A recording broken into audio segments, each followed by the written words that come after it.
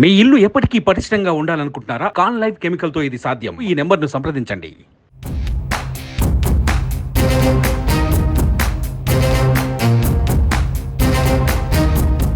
TDP జాబితాలో మార్పులు ఉండనున్నాయా? ఇప్పటికే బీజేపీ, టీడీపీ, జనసేన కూటమి అభ్యర్థులను ప్రకటించాయి. అయితే కీలకమైన 2 లోక్సభ స్థానాలు టీడీపీ నుంచి బీజేపీకి, బీజేపీ నుంచి టీడీపీకి బదిలీ కానుందా? భారతీయ జనతా పార్టీ హైకమాండ్తో టీడీపీ సంప్రదింపులు చేస్తుందా? అసంతృప్త ముఖ్య నేతలకు అవకాశం దక్కనుందా? ఇంతకీ ఆ 2 లోక్సభ నియోజకవర్గాలు ఏంటి? టీడీపీ ప్రతిపాదనను బీజేపీ అంగీకరిస్తుందా? Let's watch the story.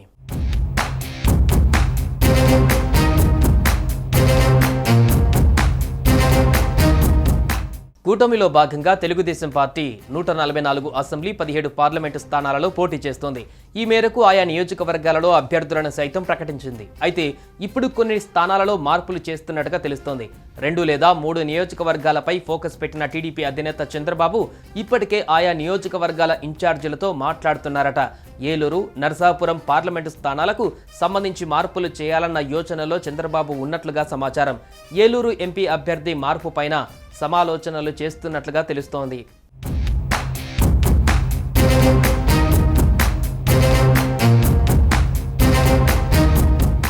Narsapuram ticket పైన ఎన్నో ఆశలు పెట్టుకున్న ఎంపీ రఘురామకృష్ణంరాజుకు బీజేపీ టికెట్ ఇవ్వకపోవడంతో ఆయన టీడీపీ నుంచి ప్రయత్నాలు మొదలుపెట్టారు.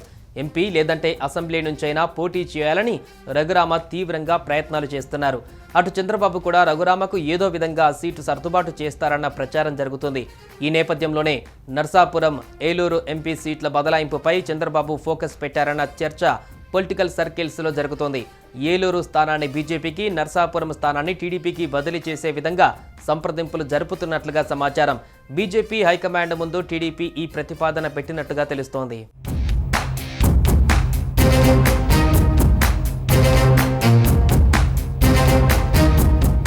ఏలూరు లోక్సభ నుంచి పుట్ట మహేష్ యాదవ్కు టీడీపీ సీట్ ఇచ్చింది. ఆయన యనమల అల్లుడు. యనమల కుటుంబంలో మొత్తం 4కి టికెట్లు ఇచ్చారు. ఏలూరులో బీసీకి ఇవ్వాలని నిర్ణయించుకున్నారు. కానీ చివరికి మహేష్ యాదవ్ మాత్రమే కనిపించారు.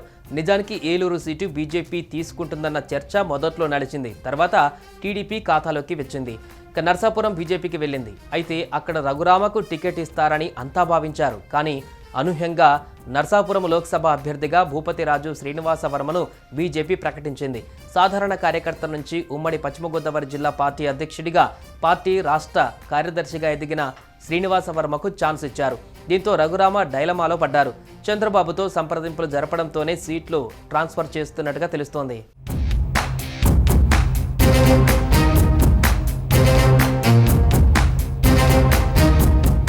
మొత్తంగా నర్సాపురం నుంచి రఘురామకృష్ణంరాజును నిలబెట్టేందుకు ఏలూరు లోక్సభ సెగ్మెంట్ను బీజేపీకి ఇవ్వాలని టీడీపీ ప్రతిపాదించినట్టుగా ప్రచారం జరుగుతోంది. ఏలూరు అభ్యర్థిగా పుట్ట మహేష్ యాదవ్ను ఇప్పటికే టీడీపీ ప్రకటించింది. అయితే బీజేపీకి సీటు ఇస్తే కాషాయ పార్టీ అభ్యర్థిగా గారపాటి తాపనా చౌదరి ఎంపికయ్యే అవకాశం ఉంటుందంటున్నారు.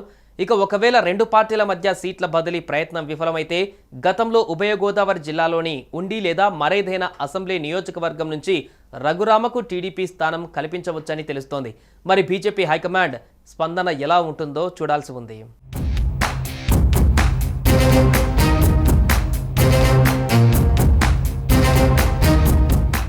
సుమన్ టీవీలో మీ పర్సనల్ అండ్ బిజినెస్ ప్రమోషన్స్ కోసం కింది నెంబర్కి కాంటాక్ట్ చేయండి.